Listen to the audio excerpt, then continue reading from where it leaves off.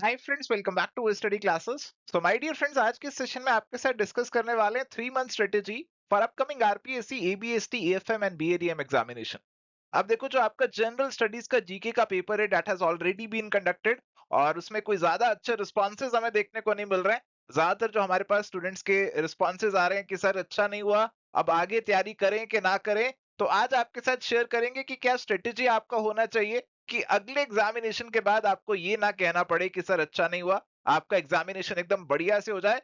और अभी जो आप लो स्कोर कर रहे हैं, कम स्कोर कर रहे हैं, उसको भी आप आगे कैसे कंपनसेट कर सकते हैं, इसको लेकर बातें करेंगे आज के सेशन में।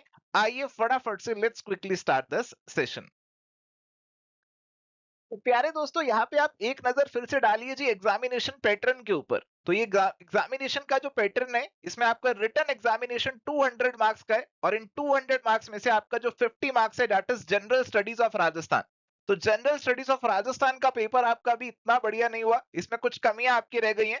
तो बाकी जो सब्जेक्ट वाला पार्ट है उसके अंदर आप डेफिनेटली कंपनसेट कर सकते हैं, क्योंकि जनरल स्टडीज ऑफ राजस्थान तो 50 मार्क्स का है और बाकी चीजें आपकी 150 मार्क्स की हैं। 50 मार्क्स का अच्छा नहीं हुआ तो कोई बात नहीं, चलेगा, बट ये 150 मार्क्स का अच्छा नहीं हुआ तो बिल्कुल नहीं चलेगा। और देखो, ये जो जनरल स्टडीज ऑफ राजस्थान वाला है ना, ये वैसे भी हमारा कोई कोर डोमेन नहीं है, इसमें हम कोई एक्सपर्ट नहीं है, तो इसमें हम कोई बहुत ज्यादा झंडे गाड़ नहीं सकते थे, बहुत कोई बढ़िया वाला परफॉर्मेंस नहीं दे सकते थे। तो सबका ऑन एन एवरेज पेपर एक जैसा सा ही हुआ है, किसी का कोई बहुत ज्यादा बढ़िया वाला नहीं हुआ। आप ये मत सोचिए कि कोई स्टूडेंट मेरे से भी बहुत आगे निकल गया, उससे तो आगे निकल ही नहीं पाऊंगा। ऐसा नहीं है, आप सभी कहीं ना कहीं बराबर ही खड़े हैं। जितना आपको लग रहा है कि आपने अच्छा परफॉर्म नहीं किया जनरल स्टडीज पेपर के अंदर, उतना ही ज्यादा मेहनत, उतना ही डबल मेहनत आपको करना है सब्जेक्ट वाले पेपर के अंदर, ताकि इसके अंदर आपका स्कोर जो है वो मैक्सिमम से मैक्सिमम, ज्यादा से ज्यादा यहाँ पे हो जाए। क्योंकि आपको आगे जॉब लेनी है, असिस्टेंट प्रोफेसर बनना है, तो फिर ये मेहनत आपको यहाँ पे डेफिनेटली करनी पड़ेगी।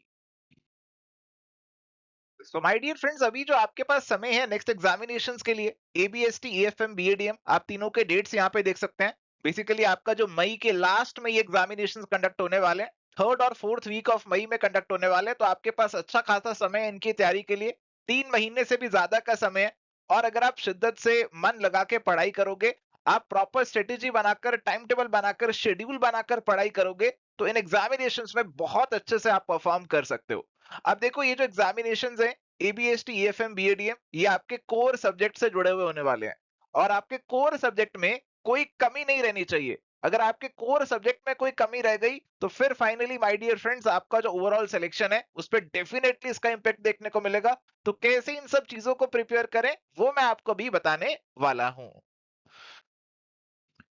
प्यारे दोस्तों, बात है जी 5 स्टेप स्ट्रेटेजी की तरफ, जो आपको भी फॉलो करनी है।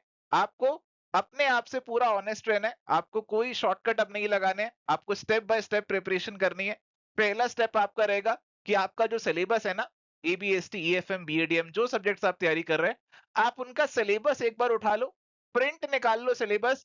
हर एक टॉपिक को, एक एक टॉपिक को आप यहाँ पे पढ़ाई करना स्टार्ट कर दो। आपका जो पढ़ाई है हर एक टॉपिक का करना है, ऐसा नहीं करना कि कोई टॉपिक छोड़ दें। अभी तक तो ऐसे ही कर रहे थे हम कि चलो ये टॉपिक समझ में नहीं आता, ये वाला यूनिट वाला जो पार्ट है ये हमें इतना बढ़िया नहीं लगता, इसे छोड़ देते थे।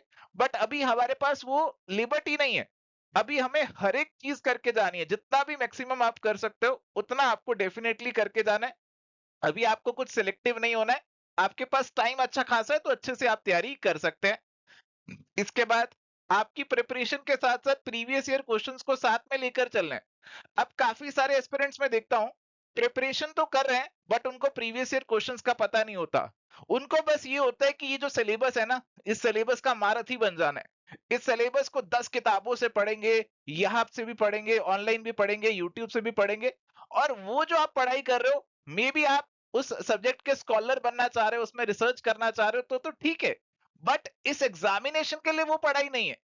इस एग्जामिनेशन में कैसे सवाल आ रहे हैं वो आपको पता चलेगा प्रीवियस ईयर क्वेश्चंस को देखकर। अगर आप प्रीवियस ईयर के क्वेश्चंस देखेंगे तो आपको पता चलेगा कि यहाँ पे कोई ज्यादा घुमा फिरा के सवाल नहीं आ रहे हैं। यहाँ पे आपको वो सीधी सीधी चीज पूछ रहा है। आपसे वो ये नहीं पूछ रहा कि ये थ्योरी कैसे इतना डिटेल में काम कर रही है, डायग्राम नहीं पूछ रहा आपसे। आपसे तो सीधा ही पूछ लेता है, ये जनाब ये थ्योरी किसने दी थी, कौन से साल में दी थी, कौन सी किताब में दी थी। तो ये सब चीजें आपके इस एग्जामिनेशन में पूछी जा रही है। तो आपका जो कवरेज रहेगा, जो आप कर रहे हैं थॉरो कवरेज, उसमें ये सब चीजों पे ध्यान देना जरूरी हो जाएगा।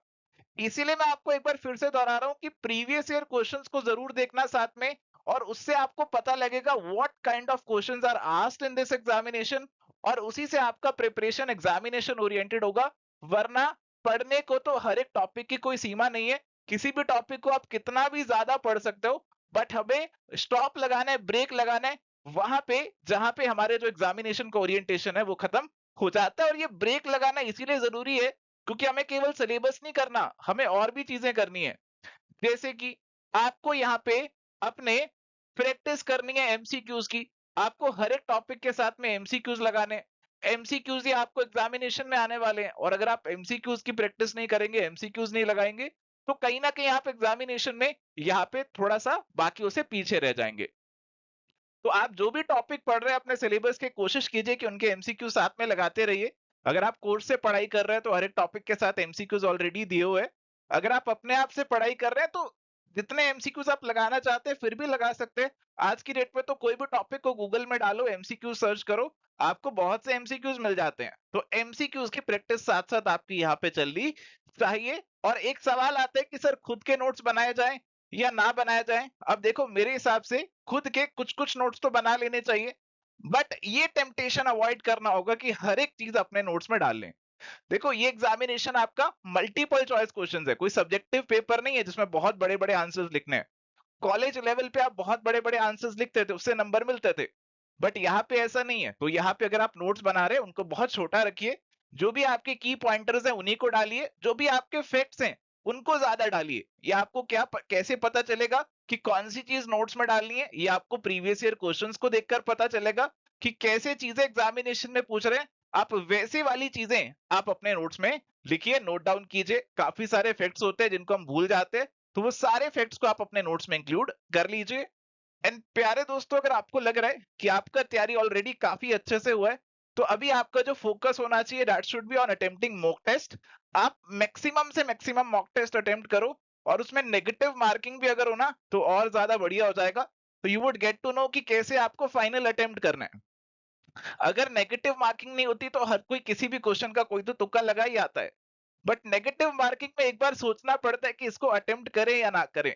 तो नेगेटिव मार्किंग वाले जो मॉक टेस्ट है वो भी आपको आपके जो प्रिपरेशन है उसमें इंक्लूड करने होंगे फाइनल स्टेज पे, फाइनल स्टेप पे। तो अगर आपको लग रहा है बाकी चीजें आप अच्छे से कर चुके हैं, आपने सिलेबस भी कर लिया, प्रीवियस ईयर क्वेश्चंस भी देख लिए हैं, बाकी थोड़े थोड़े बहुत एमसीक्यूज भी कर लिए हैं, तो अभी आपको मॉक टेस्ट वाले पार्ट पे आ जाना चाहिए कि ज्यादा से ज्यादा मॉक टेस्ट अटेम्प्ट करो, और नेगेटिव मार्किंग के साथ एक टाइम बाउंड एनवायरनमेंट में अटेम्प्ट करो।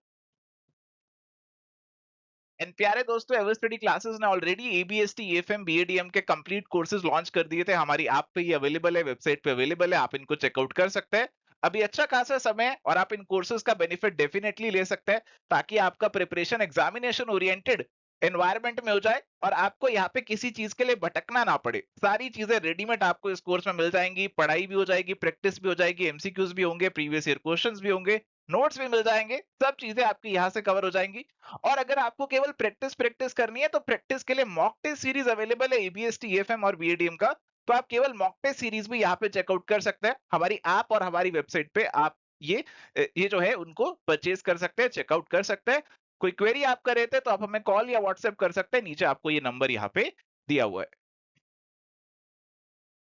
तो थैंक यू प्यारे दोस्तों, ये थी जी हमारी आज की चर्चा। तो उम्मीद करता हूं कि जैसा भी आपका पेपर गया है जनरल स्टडीज का, उसे आप थोड़ा सा भुलाने की कोशिश करेंगे और फोकस करेंगे आपके अगले स्टेज पे, अगले स्टेप पे, क्योंकि अगला जो स्टेप है वही यहाँ पे डिटरमाइन करेगा कि कौन इंटरव्यू तक पहुंचेगा और कौन नहीं पहुंचेगा। तो मेक श्योर कि आप पुरानी टेंशन को भूल जाइए और अगले स्टेप के ऊपर फोकस कीजिए। जितना आपको लग रहा है कि आप पुराने स्टेज में चुके हैं, उतना ही डबल मेहनत, ट्रिपल मेहनत कीजिए आपके नेक्स्ट स्टेज में, ताकि वहां पे कोई कमी ना रह जाए, वहां पे कोई रिग्रेट ना रह जाए। ये वैकेंसी हर साल नहीं आती है, बार बार नहीं आती है, और इसीलिए यहाँ पे आपको बिल्कुल भी इसे लाइटली नहीं लेना है। कोशिश करो कि आप जितना भी एफर्ट डाल सकते हो उतना एफर्ट जरूर डालो इस एग्जामिनेशन के लिए। आज के लिए प्यारे दोस्तों इतना ही, मिलेंगे नेक्स्ट सेशन में। Till then goodbye, take care, all the best.